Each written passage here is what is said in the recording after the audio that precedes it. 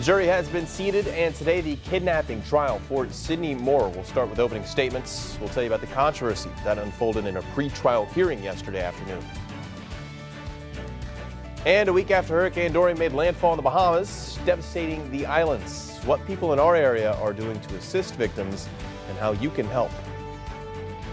New this morning, the New York Times says Commerce Secretary Wilbur Ross threatened to fire top NOAA employees if they didn't deny responsibility for a tweet contradicting President Trump. Last week, Trump claimed that Hurricane Dorian was forecast to hit Alabama. The National Weather Service office in Birmingham later tweeted that Dorian was no threat to the state.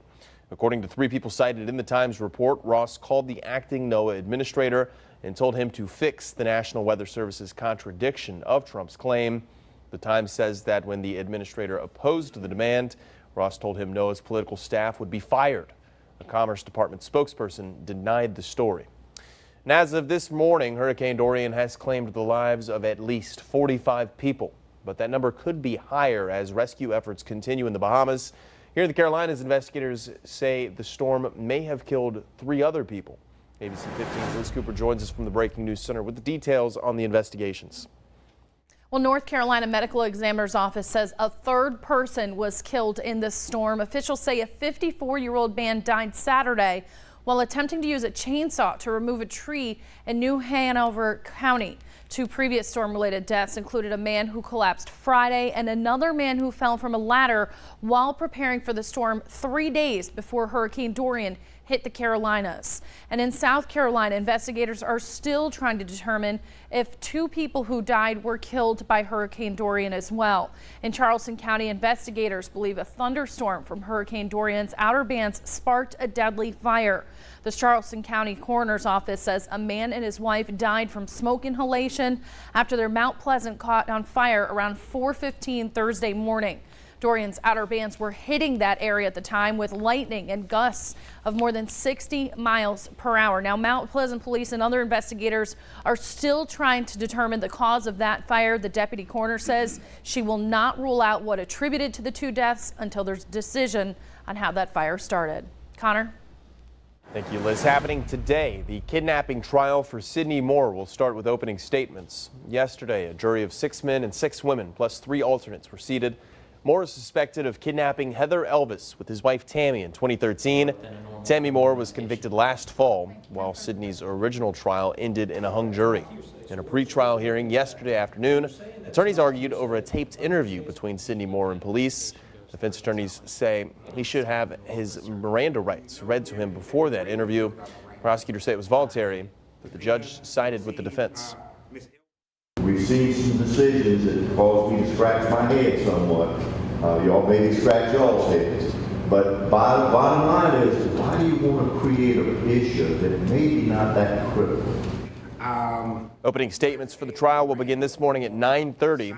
We'll be live streaming the trial and answering your questions in real time. Make sure you check out our WPDE Facebook page. Meanwhile, jury selection is underway at the federal courthouse in Florence for the man charged with the Crescom murders. Brandon Counsel is facing the death penalty. He's charged with robbing the Crescom Bank in Conway and killing Donna Major and Katie Skeen in August of 2017. A gun-related charge has been dropped from his list of charges. The trial could start later this week or on Monday. We'll be staying on top of both these trials here and on WPDE.com. All right, it's 5:04 this morning, and it is, this is kind of gross outside. It is. Muggy. Yeah. It is, yeah. I mean, that humidity is sticking around. It's summer. It's still summer. Meteorologically speaking, it's fall, but it is still certainly summer astronomically.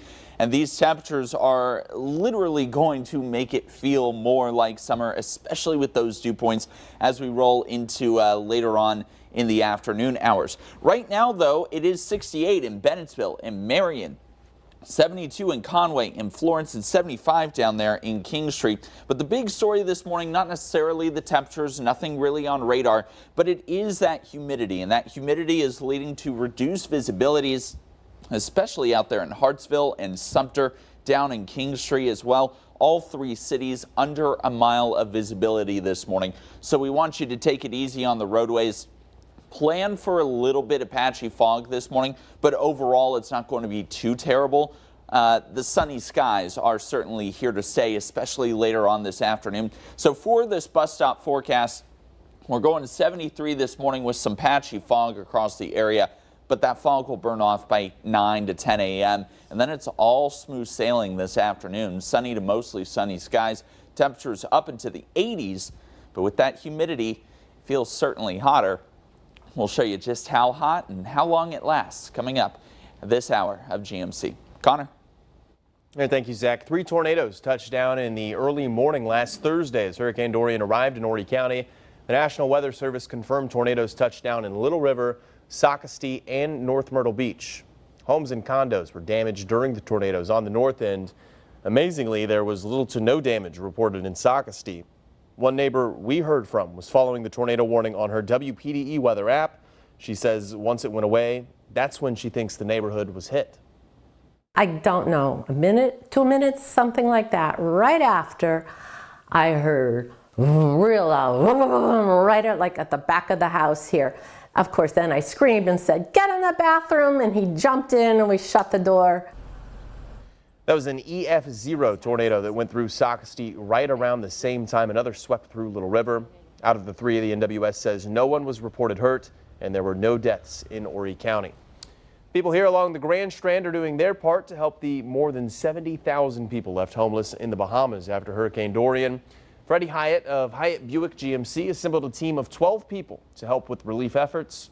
They arrived in Hopetown yesterday afternoon on Hyatt's personal yacht with tons of relief items, everything from generators to food and water. Hyatt says it's the least he can do for an island dear to his heart, and he's optimistic about the island's future. Everybody do what they can. These people are in desperate need of a lot of different things, and the devastation is tremendous. The Abaco Islands are a beautiful, beautiful place to come and vacation, and they're Hopetown strong, so it'll take them a while to build, rebuild it. One of Hyatt's closest friends started Hope for Hopetown. There's a GoFundMe page set up with a goal of $1 million. We've posted a link to that page on our website, WPDE.com. In just a few days, the 1-year anniversary of Hurricane Florence. Coming up this Thursday, we'll visit communities hit hard by Florence, see how far they've come and what still needs to be done. You can catch Hurricane Florence 1 year later, a 1-hour special Thursday. It airs right here on ABC 15 News at 7.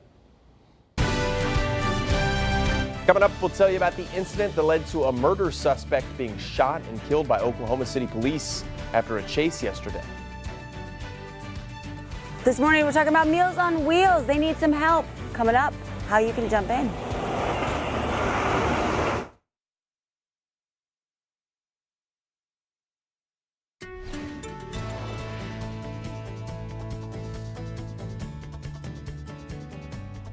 All right, well, welcome back to GMC, and our temperatures today looking A-OK.